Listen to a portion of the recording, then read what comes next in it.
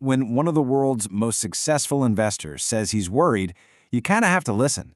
But what if that warning came with a map? That's what we're digging into today. We're going to break down Ray Dalio's framework for navigating this pretty uncertain future we're all in. Let's get into it. So this is where we start. No sugarcoating, right? Just a really blunt, straight-to-the-point assessment from a guy who built his career on seeing the world exactly as it is, not as he wishes it would be. It's a pretty stark opening, and it really makes you wonder, okay, what is he seeing that maybe the rest of us are missing? And before we get into the why behind that pessimism, let's just be clear about who we're talking about. Ray Dalio founded Bridgewater, which is the largest hedge fund on the planet. I mean, we're talking about managing a staggering $150 billion. He didn't get there by just guessing or getting lucky. He did it by building these incredible models to understand the historical cycles that drive, well, everything. Economies, empires, the whole shebang. So when he talks, it's coming from a place of really deep data-driven analysis. All right, so here's our game plan. First, we're going to unpack that stark warning he gives. Then, we'll dive into what he calls the 5 massive forces that are shaping our world right now. After that, and this is the important part, we'll shift to his practical playbook for you, for us as individuals. And finally, we'll wrap it all up with the core philosophy that holds it all together, the power of principles. Okay, so Dalio's pessimism, it isn't just some gut feeling. It's actually a diagnosis. It's based on symptoms he's seeing in the world's biggest powers today. Symptoms he's seen pop up again and again throughout history. And just look at the parallels here. For both the UK and the US, Dalio points to a few key things: massive government debt, really deep internal conflicts, and serious challenges to their global standing. He doesn't see these as separate, random problems. To him, they're classic, textbook signs of an empire that's entering a really risky phase of its life cycle. And this is the big picture. Dalio's whole argument is that these things happen in predictable cycles, lasting about 80 years, roughly a human lifespan. Think about it. The last major world order was set back in 1945, right after World War II. Well, here we are, pretty much at that 80-year mark, and you can really see the signs of strain showing up. So, if we are in a cycle, what's actually driving it? This is where it gets fascinating. Dalio has identified 5 major forces that he's seen repeat over and over for the last 500 years of history. If you can understand these, it's like understanding the gears of the whole global machine. Force number 1, it all starts with money and debt. A country borrows to spend and grow, right? But eventually, that debt starts to grow faster than the income needed to pay it back. And that's when you get serious financial strain, which just widens that gap between the haves and the have-nots. And that financial strain, it pours fuel on the fire for the second force, internal conflict. When people start to lose faith that the system is fair, trust just erodes.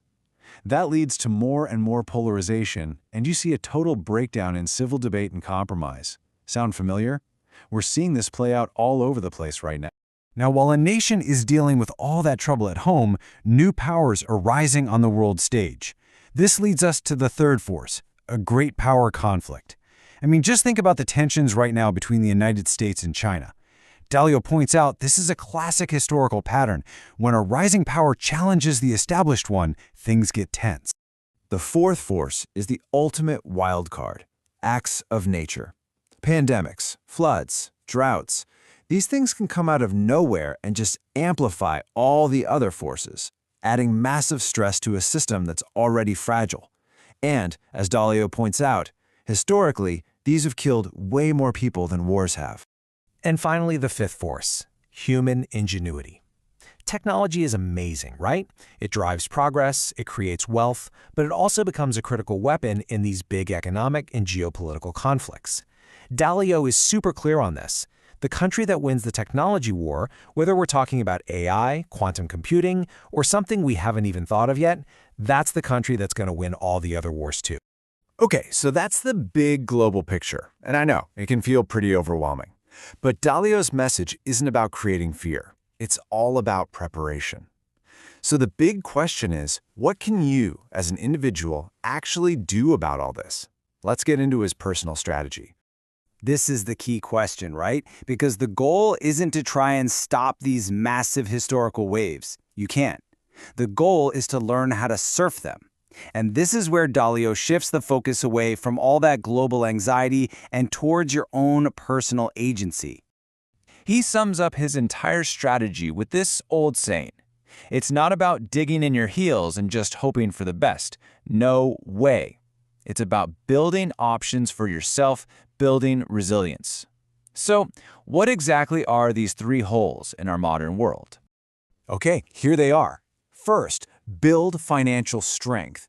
That means being smart about how you earn, spend, and invest your money. Second, be geographically flexible. This is about having the ability to move where opportunity is greatest and risk is lowest, not getting totally anchored to one single place. And third, and this might be the most important one, make your passion your work, because that creates not just financial success, but a life that's fulfilling and can weather pretty much any storm. Now, underneath all of this practical advice is a really powerful personal philosophy. Think of it like an operating system for how you approach life, learning, and making decisions. It's what Dalio credits with, well, all of his success. This simple formula is the absolute core of his philosophy. Instead of running away from pain and failure, he sees them as signals. Pain is just telling you to pay attention. So you combine that pain with some really honest reflection, and what do you get? Progress. Suddenly, your biggest mistakes become your absolute greatest source of learning. And here's how you actually put that into practice. Dalio says the biggest threat to making good decisions is our own ego. So he follows a dead simple two-step process. First, just take in information. Be radically open-minded. Go find people who disagree with you and stress test your own thinking.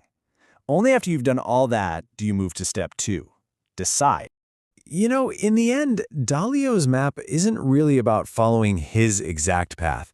It's about giving you a framework so you can build your own. It's a huge shift from being a passenger in a chaotic world to becoming the navigator of your own life. So the real question he leaves us with is this one: what principles are you going to choose to guide your journey?